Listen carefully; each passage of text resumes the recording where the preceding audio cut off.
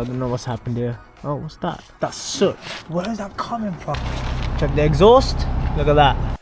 We are on this first job, so what we have to do on this vehicle here is to replace the Lambda sensor. But there's a big catch. We are going to be diagnosing this Range Rover Evoque. Also, we are going to be diagnosing this Ford Fiesta here for a non-start. And finally, we are going to be replacing the rear brake pads on this Mercedes C-Class. So I was here last week. I was replacing the Lambda sensor, like, you know how you normally do it. Replace it, you know, undo the 21mm bolt or 22mm bolt, whatever it is. And I've managed to snap it in place. You can see right there. So now we are literally just threading or tapping in a new one and then putting in a thread repair. It's one of them ones. You're like, yeah, it's gonna be easy. It's gonna be easy. And then, yeah. You know, we've managed to grab a tool to sort it out. So, right, now that the new Lambda's in, all we have to do is clear the codes. And then what we have to do is we have to read the live data as well. Leave it to idle for a while. Because last time when I was here, it just conked out on its own after like 10 minutes of idling it. And then if it doesn't conk out after the same amount of time, we're going to go for a test drive at least 10 minutes again. Get it running to temperature. And then we'll see if it will do the same thing. But for now, we'll just delete all these codes. So you can see it right there, the heater command is actually at 71%. Before it was just idling at 15. So that is good news now that it's moving around. And also you can see it here, the heater 1 is at 0.6 now. Before it was so high for whatever reason. Yeah, all is good. Obviously this is cold idle, so you've got 1.275 running at the moment, reporting rich, and that is normal and is within range, as you can see there, 1.27. Now that this Vauxhall Astra is all done and sorted, let's move on to this very problematic Range Rover Evoque. Right, so first things first, what is wrong with this Range Rover Evoque right here? You can see it right there. The check engine light is on and the customer is actually complaining something to do with the DPF and saying here inspection and service required. So we'll have a look and see how we can help this customer. It's very common for this 2020, could you imagine? And it's only done 19,477 miles. It's very common for the DPF to go, but that's just my guess at the moment. Obviously we have to diagnose it to see if it's properly working or not. That is the big question. So let's jump into the diagnostics and let's have a look what's wrong with this car. With this one, I just want to make it clear that I have also tested the pressure sensor's voltage and the pressure with a manometer, and all is reporting correctly. Just hard to video and test at the same time without a spare hand. So here's the live data. Let's go to live data actually. Let's go to all of that for now. I will show you in the live data. This is pretty common on the newer Land Rovers, even the 2.2. So this is the 2-litre Land Rover right here. So engine speed, let's put this up, and also we're going to be pulling up the differential pressure. Have a look at this. This is very common. This is not the first time I've come across a 2021 Land Rover 2-litre diesel with this fault. It's not my first time. So have a look at this. So I'm hoping that you guys can see that. Let me just cover this up. Okay, here we go. So I'm going to rev it to about almost 3k, and as you can see right there, it's reading at 7 hectopascals, which is the same as millibar. So that's reading at 6 millibar at the moment. If you think about it, 6 millibar is literally nothing. Like it's basically got a DPF delete. Let's just say the DPF is pretty much free flowing. That's what that means. And if you come have a look outside with me, we'll check this one out.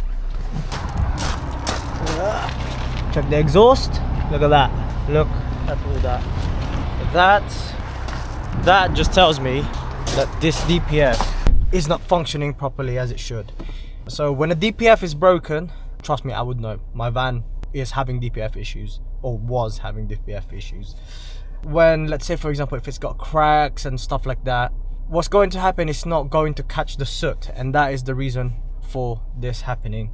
So at 3,000, you give or take, you'll probably be looking at around 90. You want 90 millibar to like over 120-ish, between that. It just depends on how empty the DPF is, pretty much. And also we have got a code here that says particulate filter efficiency below threshold, and that just tells me that there is something wrong with this DPF.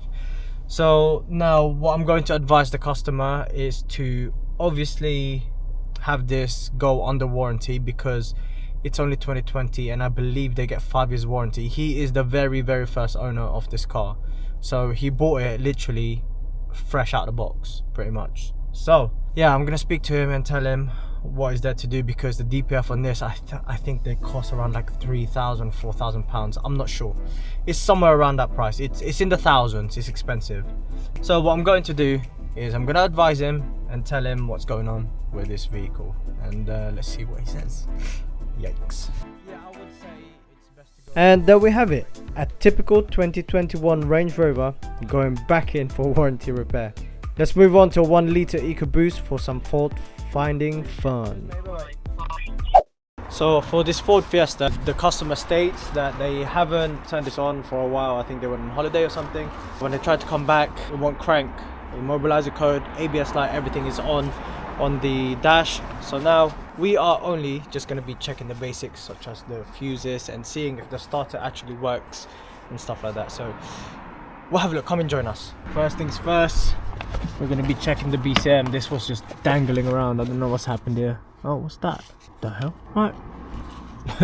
Let's get checking. First thing that we've noticed is it looks like his fuse box, for whatever reason, there is soot in it. Later on, we were told by the customer that his previous engine blew up and caught fire. Could this be the reason for the soot?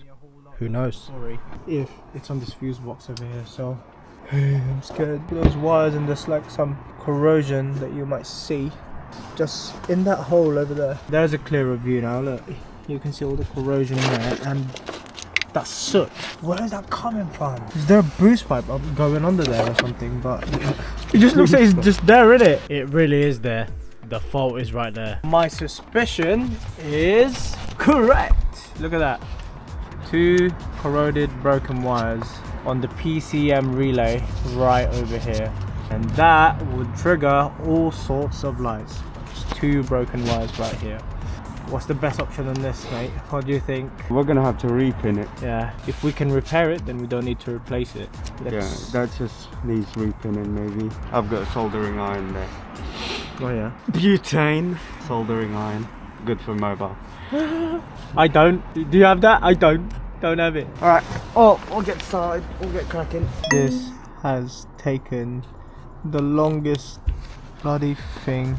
Oh my lord. Yeah, as you can see there, that snapped. I'd say that's a good find. There's another one. Alright, let's not put it somewhere silly, so let's put it there. Let's not put it there, shall we? Next wire. Right, so now everything is connected up again. The relay, we're going to try and fire up. We're going to put the ECU on and the battery. Are you confident with that, mate? Yeah. Yes. Let's go do it. Let's do it. Moment of truth, lad. Let's have a look. Let's check a look. Let's check a look. Okay, no immobilizer in there. Oh! It starts! It starts! Engine malfunction. Service now. Yeah! Look at it.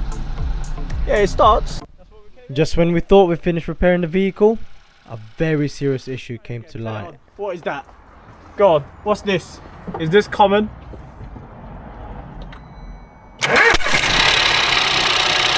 What was that? What was that? It came from here. EcoBoost. What was that, man? That is dangerous. What do you think? Do you think that's dangerous? No, it's perfectly safe, mate. Apparently he just had a He just had this engine replaced, didn't it? replaced. Yeah. But that's crazy, bro. That can cause fire, man. What was it? Injector. It's dangerous, man. So, as you saw, this needs further work to keep it safe on the road. But for now, we are done with this Ford Fiesta 1 litre EcoBoost. We've managed to start it. All of the lights have come off. I would say that's a happy repair. That's a good repair. But he needs some more of that good repair. So let's move on to the next job. Is the Ford 1 litre EcoBoost the pits of all engines, or does it just carry a bad stigma of being unreliable due to the group of people who might own one, who is likely to maintain it incorrectly anyway? Who knows? on to the next. What's his name? Kevin Williams over here. What we have to do in this is replace the brake pads, as you can see. Hold on. As you can see right there, that is worn probably to the sensor. That's why it kicked in the warning inside. First things first, you always have to release the parking brake on this.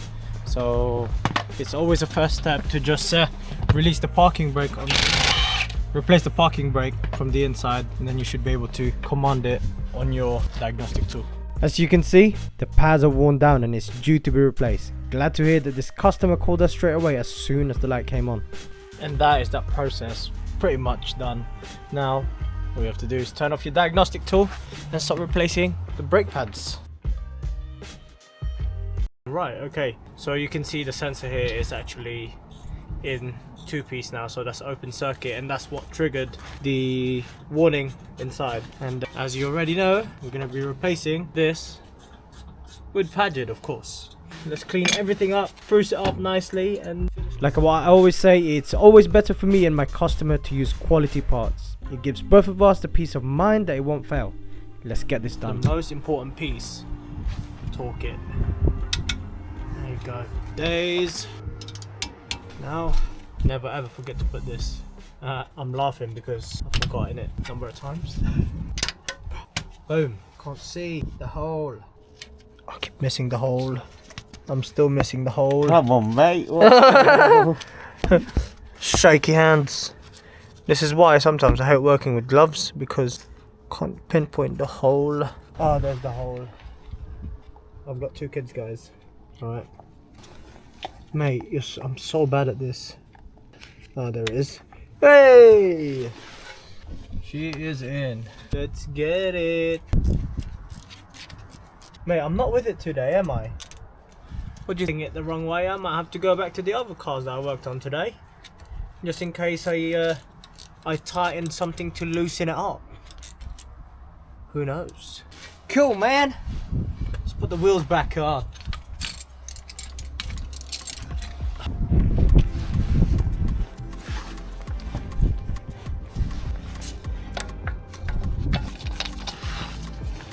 Right, so that is us all done with this beautiful Mercedes C-Class now. Obviously we've fitted it with Paget part. It's what we like to do. Quality parts only. We don't want our customers coming back to us because the parts that we've put in their car fails after like 1,000 miles or a month or a week. We don't want that. And plus, with Paget as well, they get 2 years of warranty with Paget. So I'm going to conclude today. So we had the Lambda sensor for a Vauxhall Corsa 1.6. We managed to fit that. Like what I said, I had to go back to that job. So job, I think it was last week it was. But unfortunately, I've managed to strip the thread when I wasn't doing it. Yes, I did heat it up beforehand, but it was just too rusted in there. That's probably the reason why it seized up. But anyway, that is all done now. We fitted a Bosch part with it, and also we made sure that we put a copper slip in there to prevent it from seizing in the future. And then the next job that we did today was a Ford Fiesta non-start, and you saw that that car had like a massive corrosion or burn or something like that under the fuse box, and that's why we had to do the repair. We had to connect the wires all together just to make sure that the car starts. That relay was actually for the PCM, so without that it wouldn't start. Obviously the last job of the day, which is this car, fitted a Paget part. Proud to fit, of course. But yeah, that's pretty much for today. So keep watching our videos. We have more contents coming up for you, rebuilds and stuff like that. We're just preparing for it. So please like, share, comment and subscribe, and we will see you in the next one. Peace.